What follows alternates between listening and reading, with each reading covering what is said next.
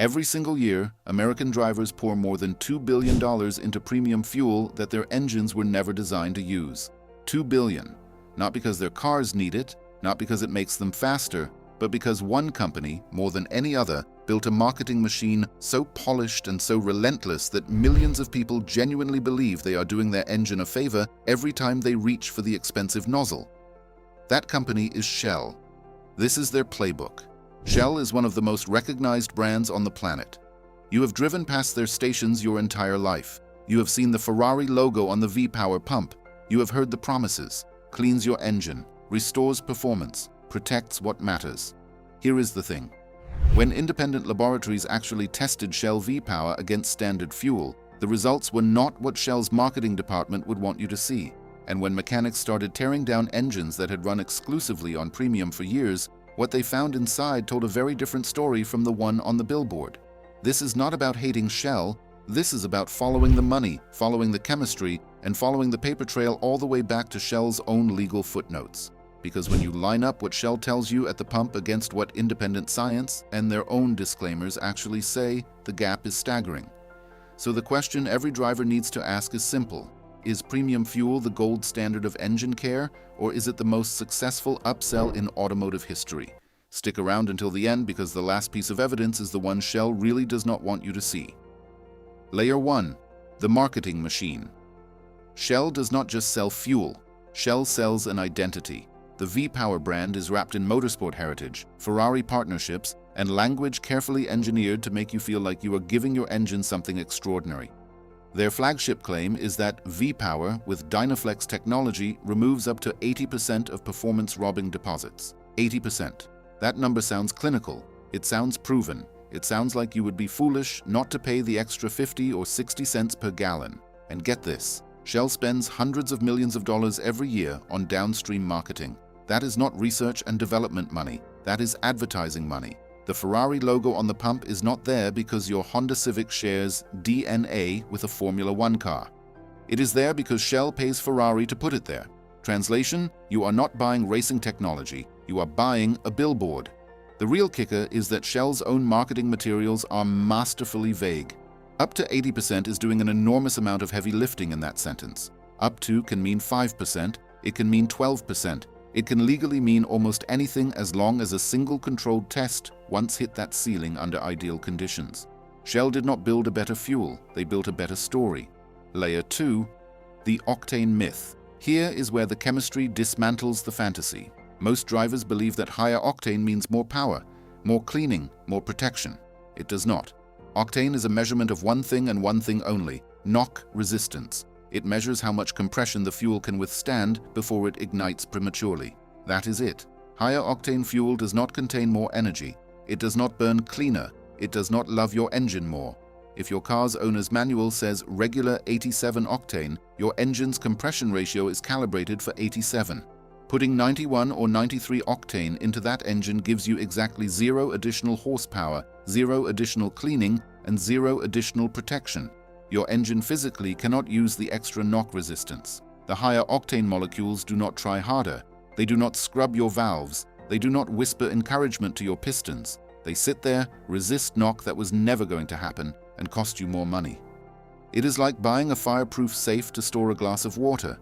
But here is where it gets truly expensive. Shell's marketing deliberately blurs the line between recommended and required. Your owner's manual might say premium is recommended. That is the manufacturer being polite. It means regular is perfectly fine and premium might offer a marginal, imperceptible efficiency gain under very specific conditions. Required means the engine will knock, pull timing, and lose power on regular. That distinction is worth about $600 to $1,000 a year to your wallet, and Shell would very much prefer you did not understand the difference. Bottom line, you are paying a premium for a property your engine cannot even use. Layer 3. The additive shell.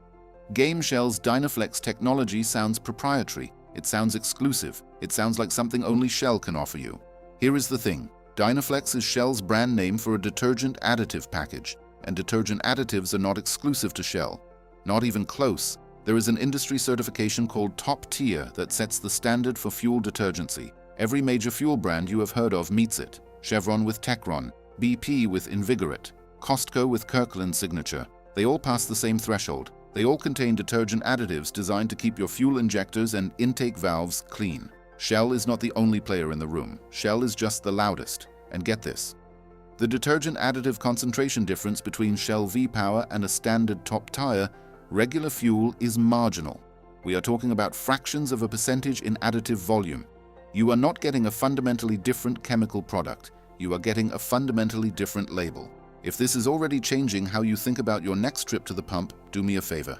Hit that subscribe button. Because the fuel industry counts on you not knowing this, and every subscriber helps us reach another driver before the marketing does. Layer 4. The pipeline truth. This is the layer that makes the whole house of cards wobble. In most major fuel markets, gasoline is fungible. That is an industry term that means the fuel is interchangeable.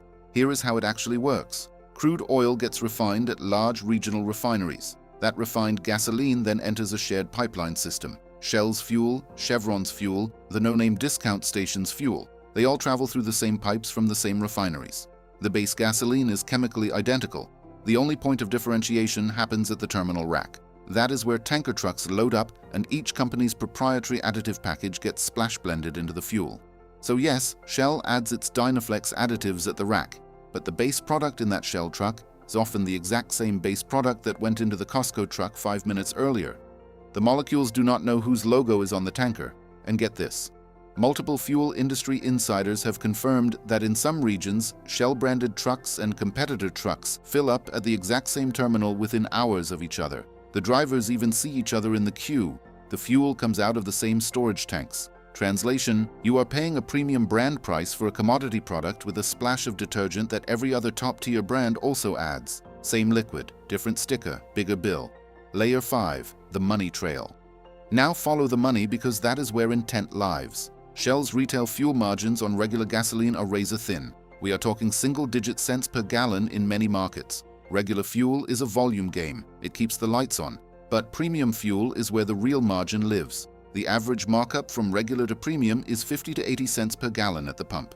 But the wholesale cost difference between regular and premium-based stock is significantly smaller than that retail spread.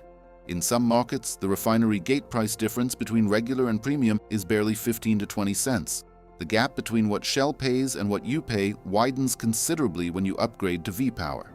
That margin differential is not an accident. It is the entire business model of the retail operation. Shell does not need you to buy regular. Shell needs you to buy premium. Every V-Power campaign, every Ferrari logo, every Dynaflex claim exists to push you up one tier at the pump. One tier that costs you $600 to $1,000 more per year.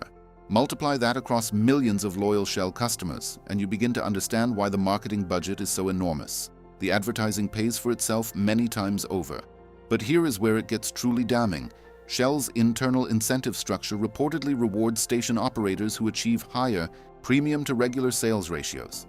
The entire downstream ecosystem is engineered to upsell you. Have you been paying for premium this whole time? Drop your experience in the comments. I want to know what you were told at the pump.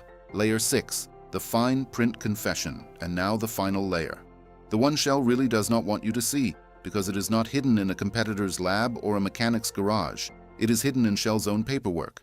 Go read the legal disclaimers on Shell's V-Power marketing. Buried beneath the bold claims and the motorsport imagery, you will find language like, results may vary, based on laboratory testing, and compared to a fuel with no detergent additives. That last one is the killer.